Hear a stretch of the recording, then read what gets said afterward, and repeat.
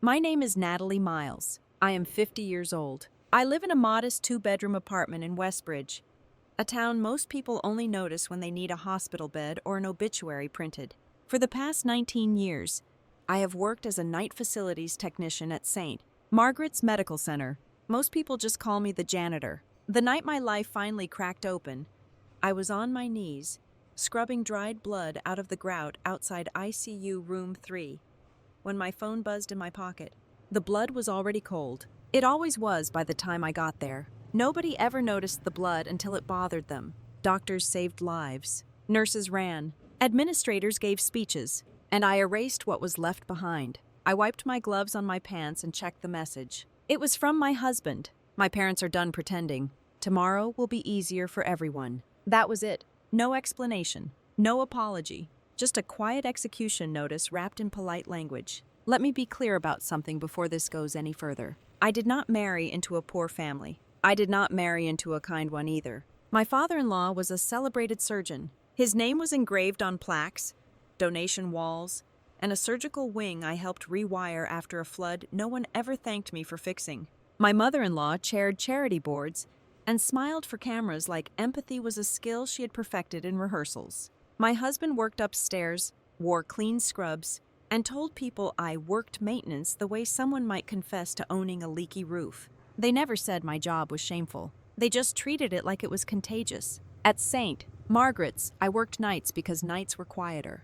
Machines told the truth at night. Pipes groaned when they were about to fail. Backup generators hummed with a pitch that told me whether they would survive a storm. I knew that building the way you know your own body, where it hurt, where it lied, where it would finally give out if pushed too hard. At home, I was quieter. I cooked. I cleaned. I listened to my in-laws talk about fundraising galas and medical innovation while I fixed their broken dishwasher with parts I bought myself because it was easier than asking. They called me reliable. Reliable is what you call something you expect to hold without ever checking if it is cracking.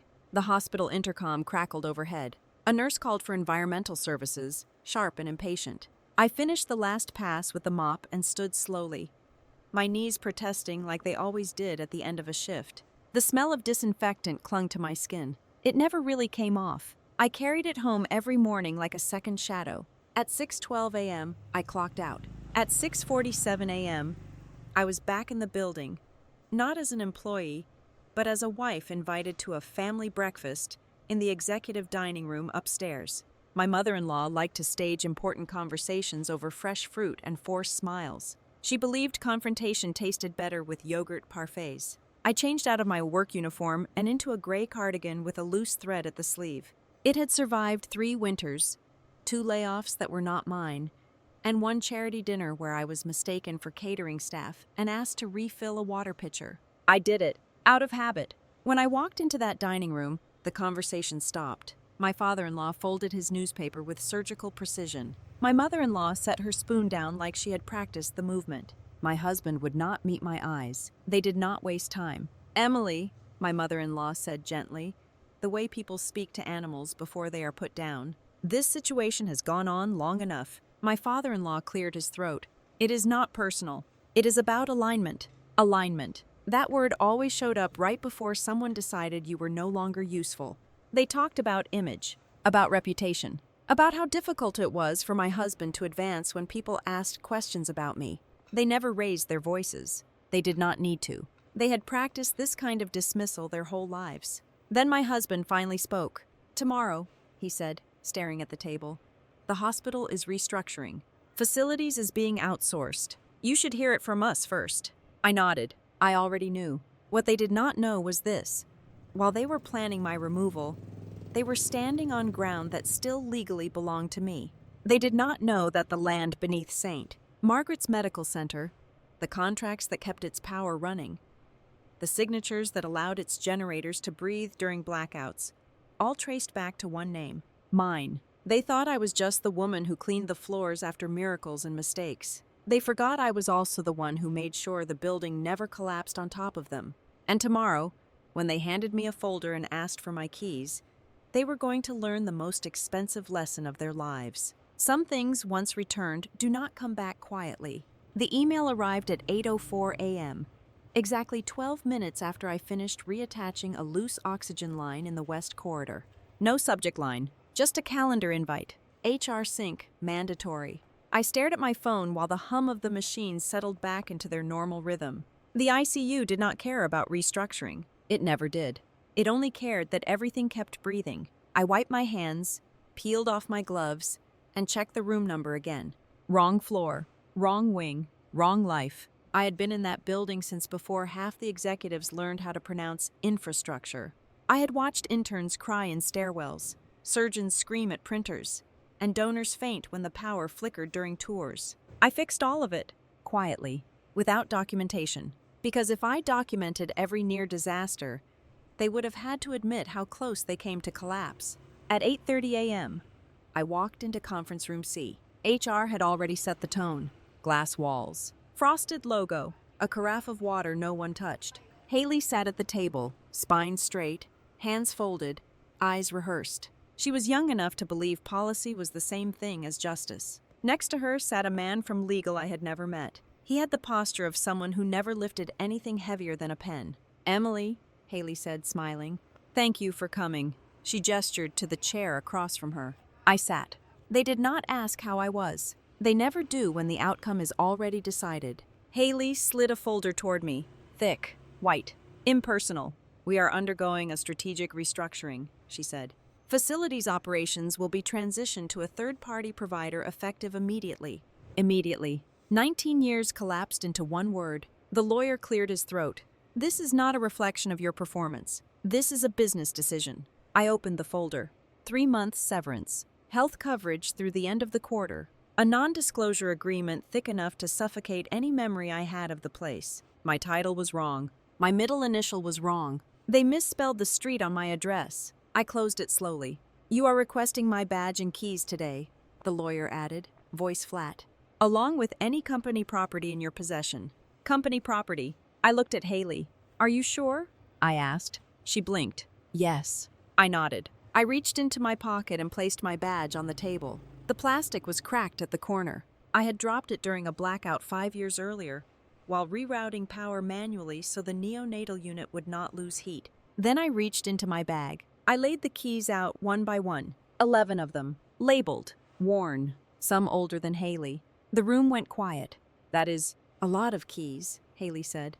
"They add up," I replied. The lawyer shifted.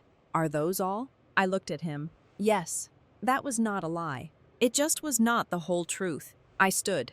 "Thank you for your time," I said. Haley opened her mouth, maybe to offer something sympathetic, maybe to absolve herself. I did not wait to hear it. The hallway outside felt narrower than usual, like the building itself was holding its breath.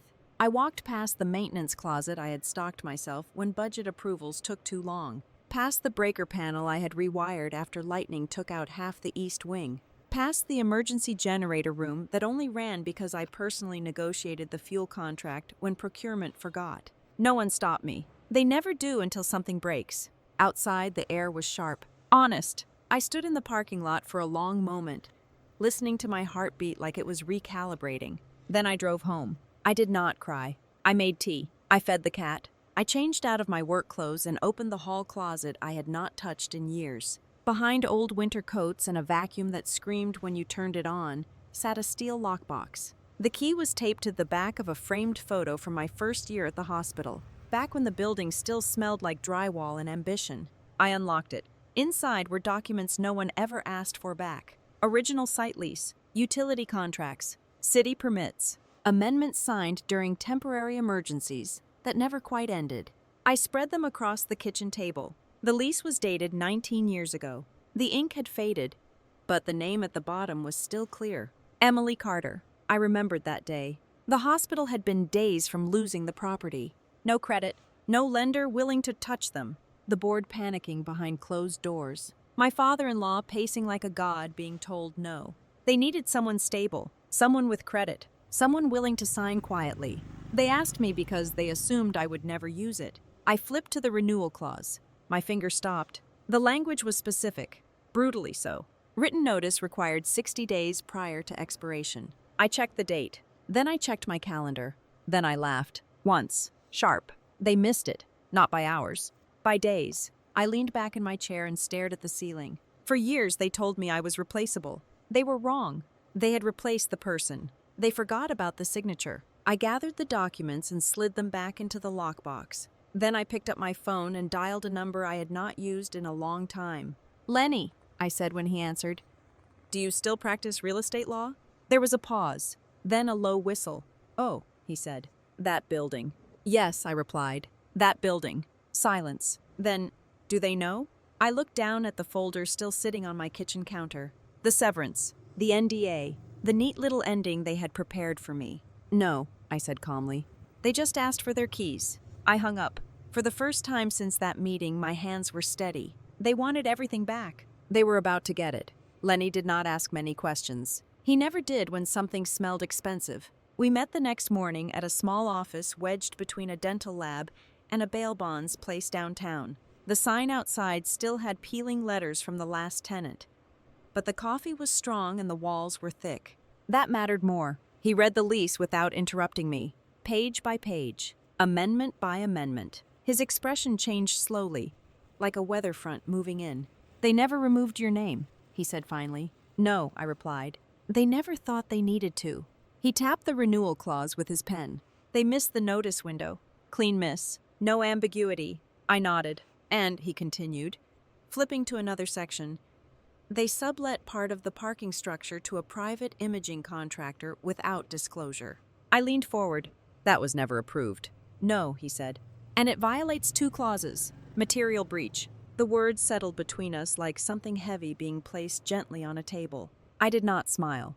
"What does that give me?" I asked. Lenny leaned back. "Options." I liked that word. It sounded like oxygen. "First," he said, "you can notify them. Give them a chance to cure. That would be generous." I pictured Haley's smile, the lawyer's flat voice, my husband staring at the table. "No," I said. He nodded. "Second, you can terminate. 30 days. Clean. Legal. And after that, you can lease it to someone else." I had already done the math. Saint Margaret sat on land every developer wanted. Downtown. Zoned medical. Infrastructure already in place. Power capacity that could handle a small city if you knew where to look. "I have someone," I said. Lenny raised an eyebrow. "You move fast. I move prepared." The new tenant was a regional healthcare group expanding urgent care clinics. They had money. They had lawyers who read everything twice. And most importantly, they respected paperwork. We met that afternoon. They did not care about my job title. They cared about signatures, about timelines, about access. I gave them all 3. They offered nearly triple what St. Margaret's paid. I did not negotiate. I did not need to. While contracts were drafted and emails moved quietly, my former life carried on upstairs without me. That night my husband called. I let it ring. Then my mother-in-law. Then my father-in-law. I answered on the 4th attempt. "Emily," my husband said, voice tight. "There has been a misunderstanding." "No," I replied. "There has been a pattern." He exhaled. "We heard you have been speaking to legal counsel." I smiled faintly. "So have you." "We want to talk," my father-in-law cut in, taking the phone. "As a family." "Families do not outsource each other," I said. "They talk first." Silence. "Whatever you think you are doing," he continued, "this will damage a lot of people." I looked at the lockbox on my table, at the name on the lease. "I am not damaging anything," I said calmly. "I am responding." He scoffed. "You are being emotional." That one almost made me laugh. "I am being precise," I corrected. "There is a difference." I hung up. The next morning, HR emailed me. Subject: property confirmation. They wanted written confirmation that I had returned all company property.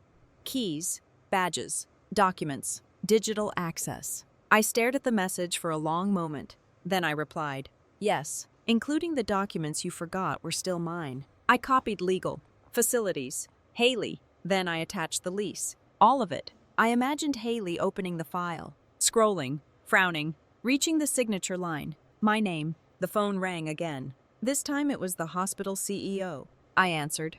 "What is going on?" he demanded. I leaned against the counter, steady. "You fired the person who signed your ground." "That is absurd," he snapped. "We assumed." "That is the problem," I said. "You assumed." "You are threatening an entire institution," he said. "No," I replied. "I am ending an agreement." He tried another angle. Do you have any idea what this will do to your husband's career? I thought of the breakfast table, the yogurt parfaits, the way they spoke about me like a liability. He will be fine, I said. He aligns well. The call ended shortly after. By the end of the week, the termination notice was drafted. 30 days. No extensions. No negotiations. Lenny filed it with the city, with the property manager, with the court. I signed where indicated. The pen felt heavier than usual, not because of doubt, because of gravity. That evening, my in-laws hosted a celebration dinner. I knew because the photos appeared online within minutes. Smiles. Toasts. A caption about resilience and leadership. They had no idea the ground beneath them had an expiration date. 3 days later, the certified notice arrived at the hospital. The receptionist signed for it, set it aside. No one read it. Not immediately. They were busy preparing for the annual fundraising gala. Banners, donor lists, press releases, a celebration of impact. I watched it all from a distance, quietly. The property manager called me that afternoon. They are asking questions, he said. They should, I replied. They want to meet. They already did, I said. They just did not listen. He hesitated. You understand this will be public? Yes, and permanent. I looked out the window. The street below moved the way it always did. Unconcerned. Unaware. So was 19 years, I said. That night, I placed the signed lease transfer into the lockbox, right next to the original. 2 signatures. Same name. Different lives. Tomorrow, the gala invitations would go out, and the clock would start ticking in a room full of people who thought I had already been erased. They were about to learn the cost of forgetting who held the building together. The gala always smelled like money trying to pretend it was compassion. Fresh flowers, polished marble, waiters moving like choreography, all black suits and quiet smiles. A banner stretched across the atrium read, "Celebrating a future of care." I had helped install the lighting for it 3 years ago, adjusting the angle so donors would look 10% kinder in photos. That night I watched from across the street. Not because I was afraid to go inside, because I did not need to. Inside, my former life was dressed in its best clothes. My mother-in-law floated from group to group, laughing softly, one hand on a champagne flute, the other on a donor's sleeve. My father-in-law stood near the stage, posture immaculate, nodding at compliments like he was granting favors rather than receiving them. My husband hovered at her side, smiling just enough. They looked untouchable. At 7:12 p.m., the city marshal arrived. No sirens, no shouting, just 2 uniforms, a clipboard, and a fluorescent orange notice folded neatly in a clear sleeve, the kind of color designed to be seen even by people who do not want to look.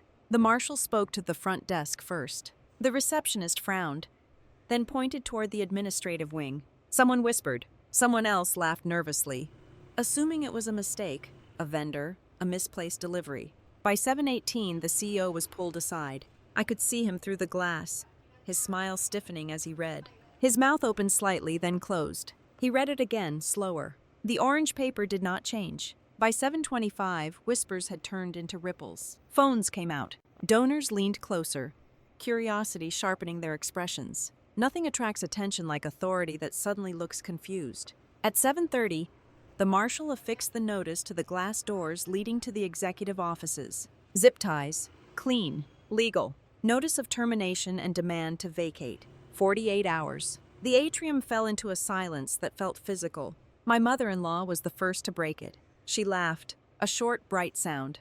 "This is ridiculous," she said loudly, the way people do when they want everyone to hear their confidence. There must be some error. The marshal did not argue. He never did.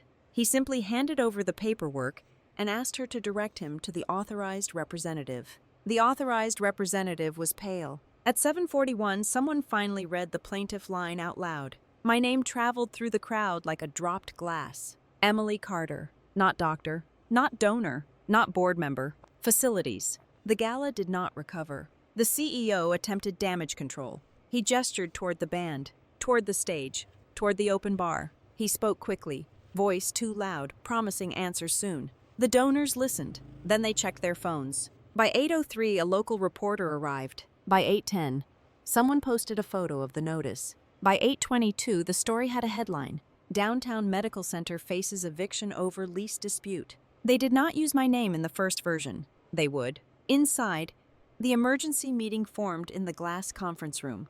Blinds half lowered, never enough. Faces tight, hands moving too fast. My husband stood apart. He finally looked like someone realizing the ground was not solid. At 8:37, my phone rang. I answered. "What did you do?" he asked. I leaned against my car, the metal cool against my back. "I stopped doing," I said. "That is the difference." "You cannot do this," he said, voice breaking. "People will get hurt." I closed my eyes. "People were hurt long before tonight," I said quietly. "You just did not see them. You are destroying everything," he whispered. "No," I replied. "I am letting it stand on its own." The call ended. Inside the gala, the final illusion collapsed. One of the board members shouted. Another tried to leave and was stopped by security, unsure whether to escort or protect. My father-in-law demanded to speak to the property manager, then to the city, then to anyone who would pick up. No one could change the paper. At 9:05, the marshal returned. He spoke calmly, explained the timeline, explained the enforcement. 48 hours to vacate. The donors left in clusters. Quiet. Uneasy. No one wants to be photographed near failure. Someone knocked over a display table. A glass shattered. A chair scraped loudly across the floor. My mother-in-law sat down for the first time that evening. She looked small. At 9:42, the CEO called me. I answered. "You blindsided us," he said hoarsely. "No," I replied. I responded to being dismissed. "We can fix this," he said quickly. "We can renegotiate. Name your price." I looked through the windshield at the building I had kept alive for nearly 2 decades. "I already did," I said. "You did not read it." Silence. Then softer. "You never wanted this much power." "I never wanted to be invisible," I said. I hung up. At 10:18, the gala officially ended. Early. No speeches. No pledges. The building emptied slowly, like a body realizing it had lost too much blood. Across the street, I watched the lights dim one by one, not because the power failed, because someone turned them off. The next morning, the story was everywhere. Not dramatic, not sensational, just factual. Lease not renewed, unauthorized subletting, legal termination, no villains, no heroes, just paperwork. At 8:03 a.m., the marshal returned, this time with tape. The fluorescent orange sealed the doors. I stood across the street, coffee in hand, as staff wheeled boxes out. Computers, chairs, whiteboards still covered in half-erased optimism. My husband walked out last. He stopped when he saw me. We did not speak. He looked at the notice, at the building, at me. Then he nodded once. It was not forgiveness. It was recognition. By noon, the new tenant's banner went up on the side of the building. Different name, same walls. I turned away. I had nothing left to prove. The building did not look angry once it was empty. It looked tired. By the third day, the last moving truck pulled away, leaving faint tire marks and a few broken leaves pressed into the concrete. Someone had forgotten a box of disposable gloves by the loading dock. I recognized the brand. Cheap. The kind procurement always bought because they assumed hands were replaceable. I stood across the street longer than I needed to. The new tenants arrived quietly. No ceremony. No speeches. They unlocked the doors with their own keys, walked the halls with clipboards, asked practical questions. Power capacity, water pressure, load limits. They thanked the property manager. They thanked the city inspector. They did not thank me. They did not need to. That afternoon, I packed the last box from my apartment. Not because I was forced to, but because I was ready. I donated most of what I owned. I kept what mattered. Papers, photos, the lockbox. My husband did not call again. Neither did my in-laws. Their silence was not peaceful. It was heavy. The kind that settles when people realize there is nothing left to argue with. A week later, I received an email from the hospital board. No apology, no accusation. Just a formal notice acknowledging the termination and a request for confirmation that all matters were closed. I replied with one sentence, confirmed. Then I archived the thread. I started sleeping better. The kind of sleep where your shoulders finally drop sometime after midnight. The kind where you do not dream about alarms or flickering lights, or someone shouting your name from a hallway you cannot reach in time. On my last evening in the apartment, I hung the one thing I had saved. A small brass hook. I placed it on the wall beside a framed photo of my mother, taken long before she taught me how to read contracts and trust silence. From a drawer, I took out the original office key. The metal was worn smooth, warm from my hand. It did not open anything anymore. That was the point. I hung it there anyway. Not as a trophy, not as a warning. As a reminder, there are people who believe power is loud, that it announces itself with titles and speeches and applause. They are wrong. Power is quiet. Power reads the fine print. Power remembers who signed first. Power knows when to stop holding up a ceiling that was never meant to rest on one person's shoulders. I did not destroy a hospital. I did not ruin a family. I simply stopped being invisible. If there is a lesson here, it is not about revenge. It is about leverage, and about what happens when someone finally realizes they were never disposable at all.